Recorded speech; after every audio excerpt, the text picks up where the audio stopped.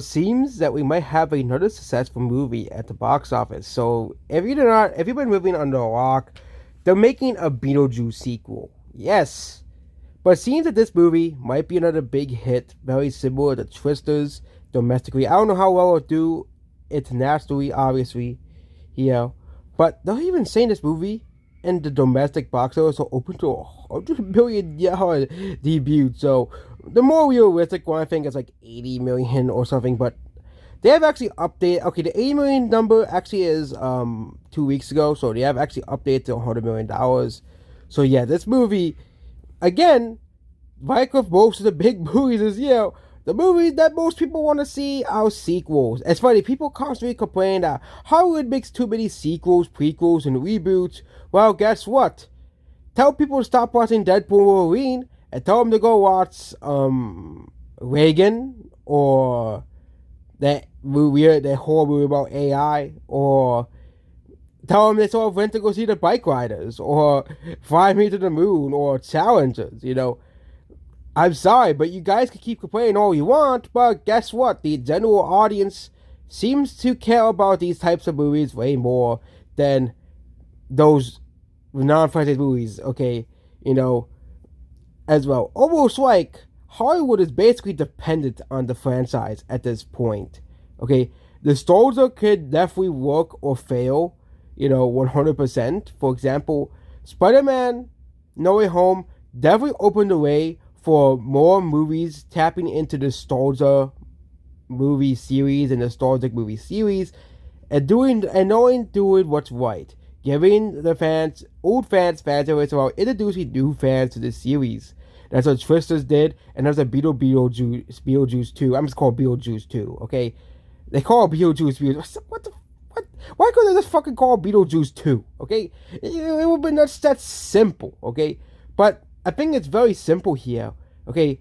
Giving the fans what they want leads to massive box office success domestically and even internationally. But with Twisters, Deadpool, Wolverine, doing very well at the domestic box office, Quiet Place Day One doing very well, Bad Boys doing very well, Garfield doing very well at the box office. It seems that this summer, and it seems that the rest of the year, it seems they can have a lot of box office hits. Because we also have Joker 2 and Venom 3 coming out as well. Both of those movies are coming out, and those movies will probably do very well. And it's funny, there have been some misfires, but almost all of these movies, almost all these so-called misfires, are non-franchise movies. And again, I talked about how this is like the big problem Hollywood has to go over. And of course, at that failed Borderlands movie, which everybody knew that would fail, but come on, as well. But most of these non-franchise movies continue to fail at the box office, and again, is a problem that we have to discuss.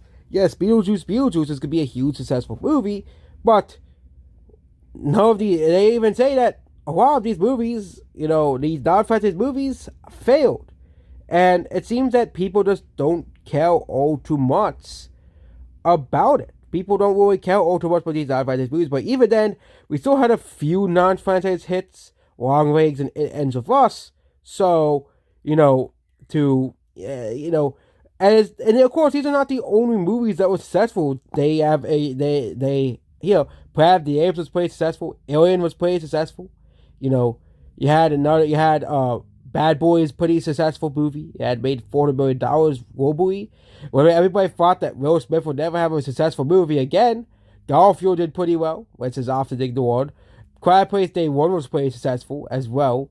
All of these major movies did very well at the box office, okay? Alien Romulus is the most recent example of this. Alien Romulus was a very successful movie. It's the most successful Alien movie since Prometheus. That was the last really successful Alien movie. Covenant was was not really too successful. It didn't really have very good wings, but it seems that these movies are doing way better. It haven't been good somewhere, but yes, it is doing way worse than last year. That was mostly because of Barbenheimer. We didn't have no Barbenheimer this year, but it did have two very massive successful movies. I'm just shocked that this is considered the worst summer in 2023. Okay, Yes, Barbenheimer was successful, but we had so many box office failures last year. Okay, okay, we didn't have as many successful movies. Last summer, okay, we had some. We had Barbie and Oppenheimer, obviously. Will Bobby actually that movie actually made a lot of money, $280 million. Okay, that's actually a decent amount of money. Sound of Freedom did pretty well, obviously, but Guardians of the Galaxy 3 did pretty well. But Deadpool Wolverine did better. Right? He had so.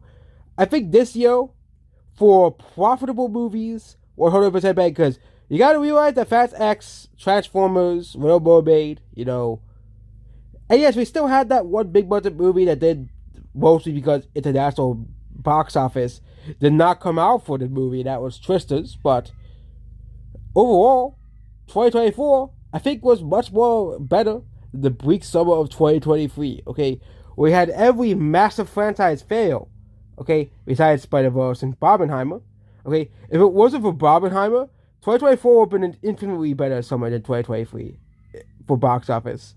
And yep, and apparently this momentum is going to continue throughout this month because we also have the Wild Robot and a new Transformers movie coming out as well. So 2024 continues to be a much better year for movies than 2023. 100%. Okay, because I want to see both the Wild Robot and Transformers 1. So both sound like pretty good movies. So yeah, that's about this video here. Goodbye.